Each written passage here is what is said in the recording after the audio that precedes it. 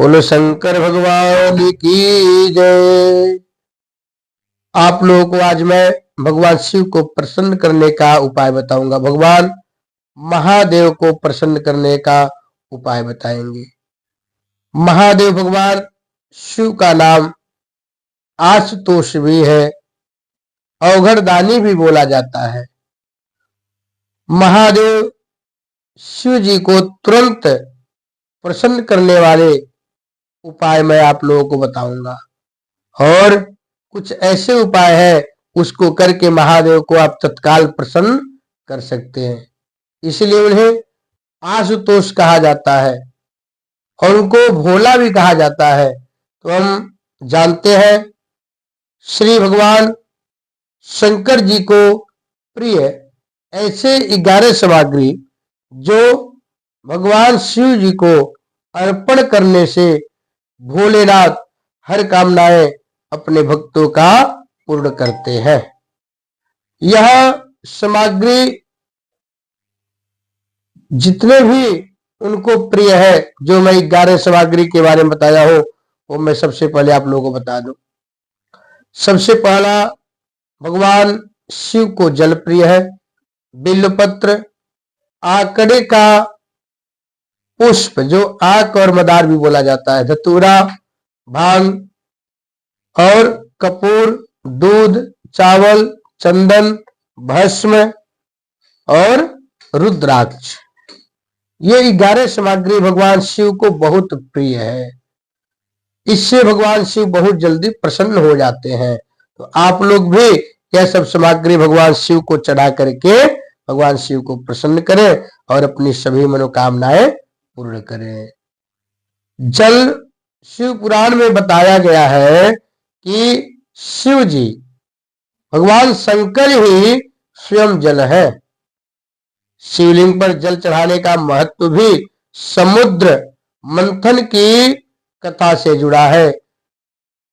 अग्नि के समान विष पीने के बाद शिव जी का कंठ एकदम नीला पड़ गया था, क्योंकि विष की उष्णता को शांत करने के लिए जब विष पी लिए भगवान, विषपान भगवान शंकर कर लिए, तो बिल्कुल उनका गला जलने लगा और नीला पड़ गया। तो शिव जी अपने गले को शीतलता प्रदान करने के लिए, ठंडक पहुंचाने के लिए वह समस्त देवी देवताओं ने उन्हें जल अर्पित किया। इसलिए शिव की पूजा में जल का विशेष महत्व है।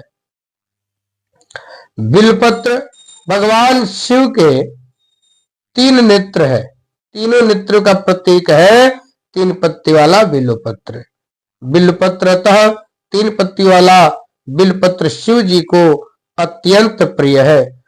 प्रभु आशुतोष के भगवान शिव के पूजन में अभिषेक जो बोलते हैं, रुद्राभिषेक या जलाभिषेक, जो भगवान के ऊपर निरंतर बिल्कुल धार चढ़ती है, बिल्कुल धार भगवान शिव के ऊपर आती रहती है। अभिषेक व बिल्वपत्र का प्रथम स्थान है। ऋषियों ने कहा है कि बिल्वपत्र भोले भंडारी को चढ़ाना एवं 1 करोड़ कन्याओं के कन्यादान का फल के समान है। कहा गया है, काशी वासी निवासे च काल भैरव दर्शनम कोटि कन्या महादानम बिल्वपत्रम शिवार्पणम।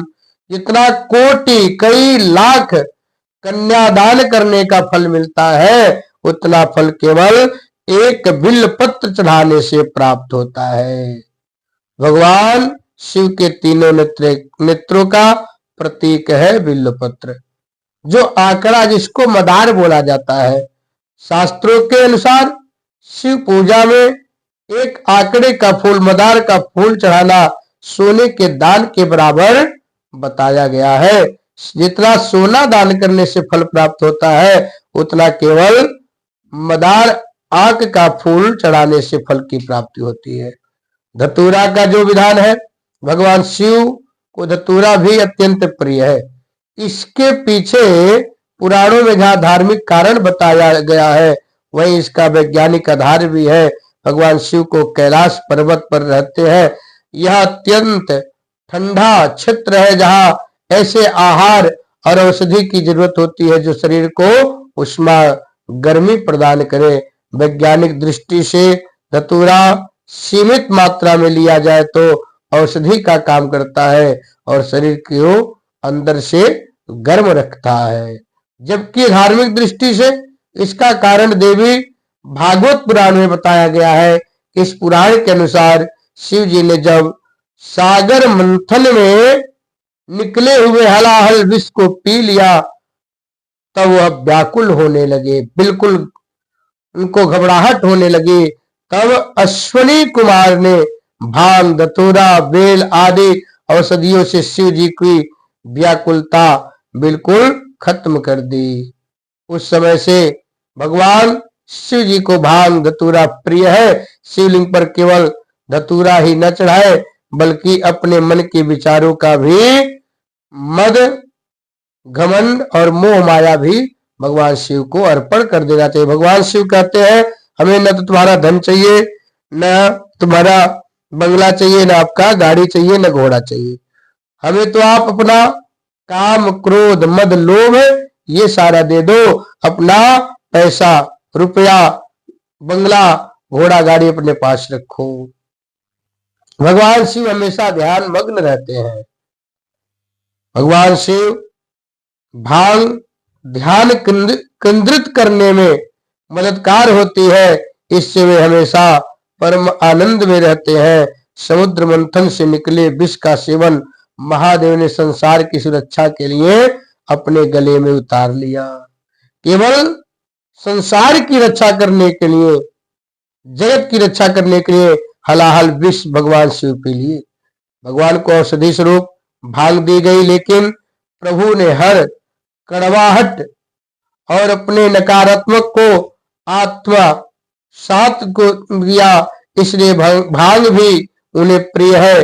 भगवान शिव को इस बात के लिए बिल्कुल माना जाता है और इस संसार में व्याप्त हर बुराई और हर नकारात्मक चीजें को अपने भीतर ग्रहण कर लेते हैं। भगवान शिव ऐसे हमारे शिव हैं, अपने भक्तों की रक्षा के लिए अपने खुद खतरा उठा लेते हैं।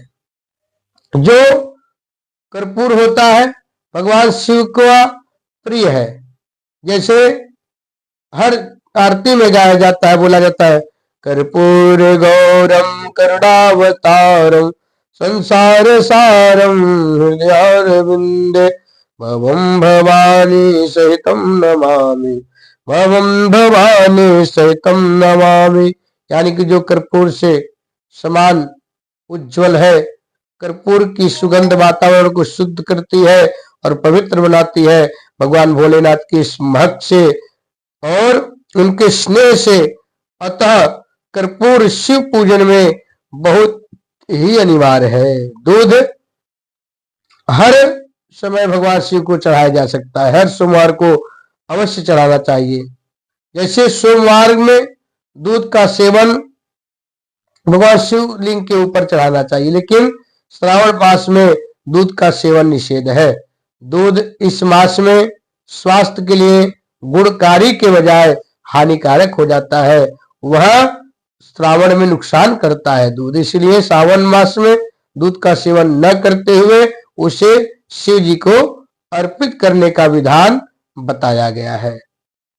चावल को अक्षत भी कहा जाता है और अक्षत का अर्थ है जो टूटा ना हो, इसका रंग सफेद होता है।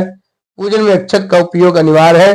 किसी भी पूजन के समय गुलाल हल्दी अबीर और कुमकुम अर्पित करने के बाद अक्षत चढ़ाए जाते हैं।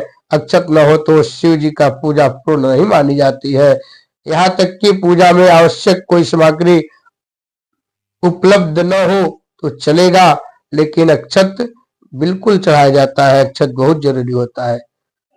चंदन का संबंध शीतलता से है। भगवान शिव जी अपने मस्तक पर चंदन का त्रिकुंड लगाते हैं। चंदन का प्रयोग अक्सर हवन में किया जाता है और पूजा पाठ में चंदन का उपयोग किया जाता है। इसकी खुशबू से वातावरण बिल्कुल खिल जाता है। यदि शिव जी को चंदन चढ़ा दिया जाए भगवान शिव प्रसन्न हो जाते हैं और शिव जी का चंदन चढ़ाया हुआ अपने आप को खुद लगाना चाहिए। जो भस्म है इसका अर्थ है पवित्रता में बिल्कुल पवित्र हो जाना। पवित्रता जिसे भगवान शिव के